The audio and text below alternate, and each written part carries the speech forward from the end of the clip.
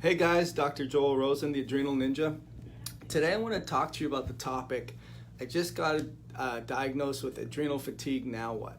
So we have a new member, Marlon Scurry, posed a question that I want to address, and I see a lot of people asking the same questions, like great news in terms of, well, not great news, right, that you get diagnosed with something. It's not great news, but it's good news that you're getting some answers. We like a diagnosis. We like a condition so that we can at least put it into a nice pretty box and give you some recommendations. Otherwise, when it's not diagnosed and that uncertainty exists, then we're confused and frustrated and not knowing what to do. So it's a good news, bad news situation.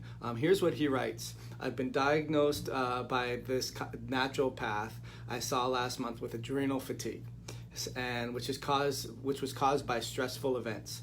My main symptoms are insomnia, chronic conjunctivitis, I'm guessing, low energy, especially in the morning. I basically look half dead, and getting fatigue after workouts. And I used to be able to handle very intense training before, but after one light session, now my energy levels remain low for days afterwards. I've also developed really prominent dark circles in the last year. I've always had these, but they are really noticeable now. I've been given an adrenal supplement support which contains ginseng, vitamin B5, kelp, chromium, selenium, licorice extract, and also 5 milligrams of melatonin with 50 milligrams of tryptophan for sleep. I did start to feel somewhat better and my sleep improved, but now the melatonin seems to have stopped working. Any tips? So great question, right? Because I want you to understand that when you have long stressful events on your life, I take it that you've been working out hard for a while. When you have all these things impacting your body, it doesn't just impact the adrenals, right? So you don't just have an adrenal problem. You have a cellular energy production problem. You probably have a low-grade immune dysfunction problem. You also have a blood sugar not staying stable problem. Hey Dana, hope you're doing well. Thanks for joining in. If you guys have any questions, I'll try to answer. Again, my New Year's resolution is try. I'm not using the word try. So if you have any questions, I'm not going to try to answer them. I will answer them. So hey Sandy, hope you're well as well. So as far as Marlon's question, he got diagnosed with adrenal problems. Recently he tried some adrenal supplements and now the supplements have stopped working. So do you have any suggestions? And my suggestion was, you got more than just an adrenal problem. You got an energy in, energy out problem. You're not making enough energy for the demands that you need. And we really look at glucose. I mean, how are you stabling your glucose? Because glucose is controlled by a lot of variables. It's not just how much carbs you're eating. Cortisol, our adrenal glands secrete cortisol, and cortisol helps stabilize. It's kind of like the safety net so that your glucose doesn't fall too low. If we have glucose that goes too high, then insulin helps to control glucose stability. But there's other variables. There's stress, right? If I get stressed out from work, or I get in a relationship fight, or I have any other stressors, that's going to impact my glucose levels.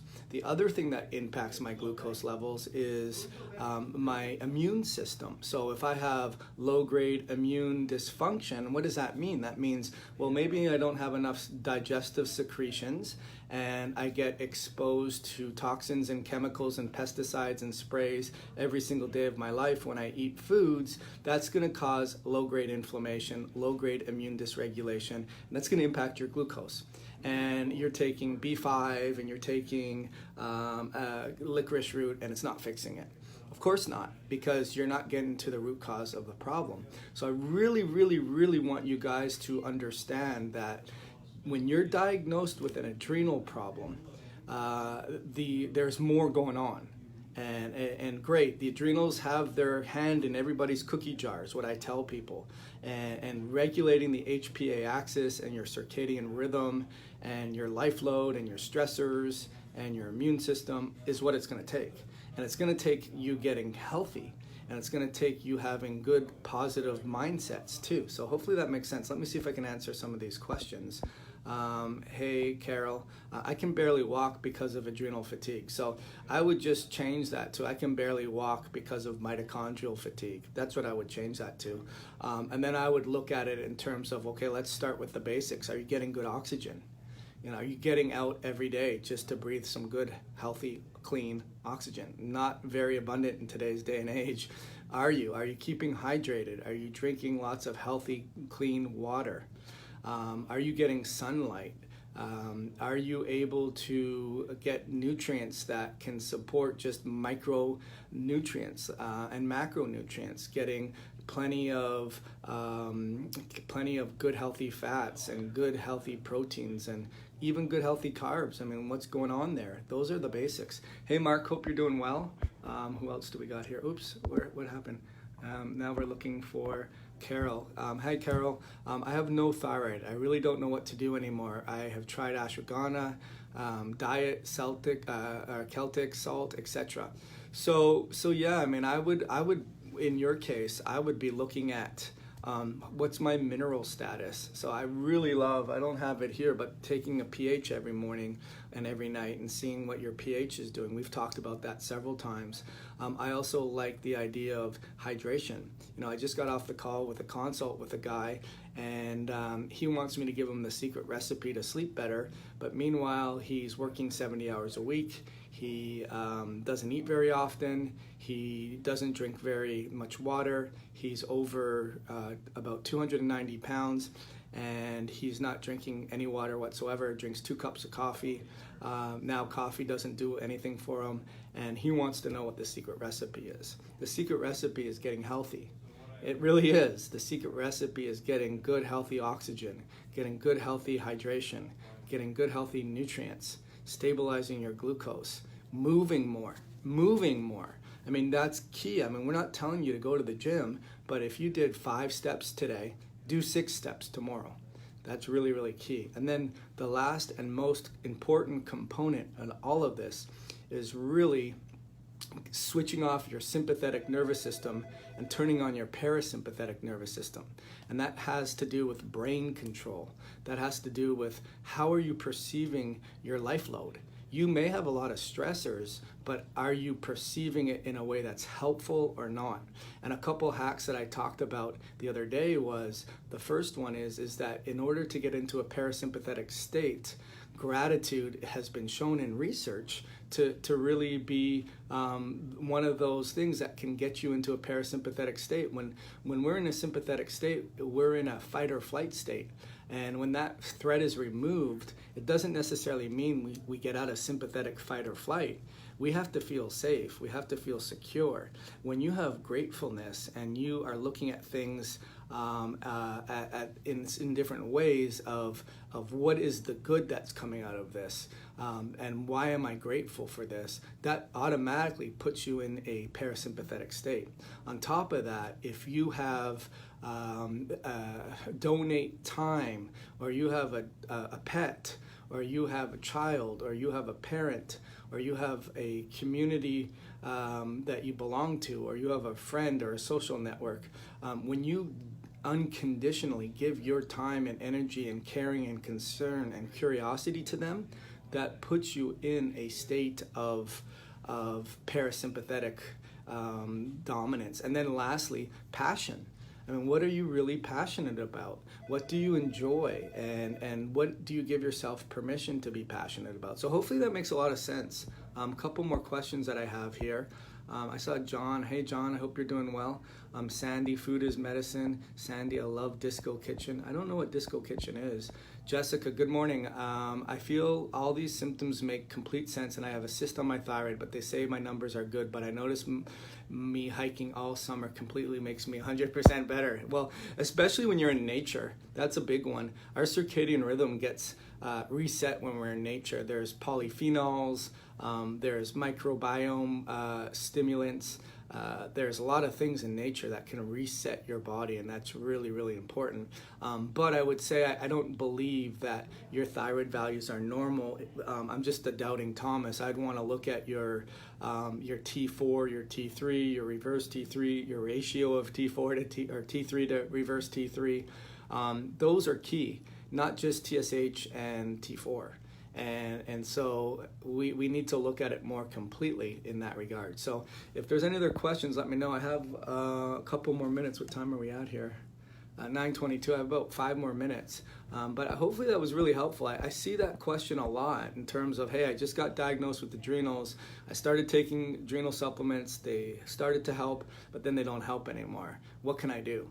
And I just want you guys to realize that while it's great to have a diagnosis, a lot of diagnoses don't do what's going on in your body justice, because adrenal fatigue, I'll be the first one to admit it, it doesn't really fatigue. I mean, you can do an ACTH test and see that the adrenals are still mounting a response, but the HPA axis gets shut down, the quality of the hormone gets impacted, how well it binds to receptors is impacted, how well it converts from an inactive form to an active form gets impacted, how your body makes proteins to protect the overabundance of cortisol impacting the cell, it matters, how your brain perceives a stress impacts all of this, what's going on with your glucose and your blood sugar and all of that. That's what you have going on. I mean, that really makes, hopefully that made a lot of sense. But anyways, I don't see any other questions. Sorry, where am I located? Hey, Carol. Oh, I do see more questions. So, Carol, I am located at the end of your computer. That's where I'm located. I have people that we consult with in Australia, Indonesia, Norway, and all over the world. So I'm at the end of your computer. But I am also in Boca Raton, Florida. I'm Sandy Movement, happy dancing while cooking. Oh, I gotcha. Infusing yourself with the joy of nourishing your body. Yes, I love that idea. What did you call it? Dancing kitchen? That's funny. I noticed the last time I had AF, my T4 tanked. I'm still in the normal range, but I feel sick. I'm not really dealing with extreme fatigue, but have daily headaches and have intermittent body aches. That is posed by Leona. Hi, Leona. Again, watch this replay and really look at all the variables that impact your values. I see a lot of people wanting to micromanage T4 and T3 and even reverse T3 and doing this and doing that, but it's a domino effect. It's not just gonna be, hey, I'm low on potassium, take more potassium, or I'm high on sodium, take less sodium. It doesn't work that way. There are data tracking that you can do, which I'll be doing a lot more videos on this whole year on what you should be doing. There's great technology out there, but the things you'd be looking at wouldn't be T4, it'd be heart rate, resting heart rate, body temperature, heart rate variability, deep sleep, activity, movement, glucose, ketones. Those are the things that you need to look at, not so much just the lab values. And I'm really excited for the paradigm shift. So anyways, hopefully that made a lot of sense. And then Carol, is restless leg syndrome linked to adrenal fatigue? Again, adrenal fatigue, the stressors that impact the body are some of the same stressors that can cause a restless leg syndrome. So I would say yes. Please do more on reducing toxic burden on the metabolic pathways. Okay, I will do that at some point in time, Dana. And then Epstein-Barr virus could be a major factor in exhaustion. Absolutely. Yes, it can be. We look at, Sandy, we look at your genetic susceptibilities in terms of how well are you methylating to turn off the expression of these viruses, how's your microbiome, what's your detox pathways look like, how's your nutrient absorption, all that type of stuff. So anyways, I gotta run, guys. Hopefully you felt that was very helpful. Just give me comments, yes, it was helpful, or I like Dana, please talk a little bit about reducing this, that, or the other. Let me know what you want to hear, and then of course, if you're looking to get your health back, just PM me or DM me, however you want to call it, and let me know what you're dealing with, and perhaps you and I can troubleshoot and put a program together that fits your needs. All right, take care, guys. Have a wonderful day. Bye.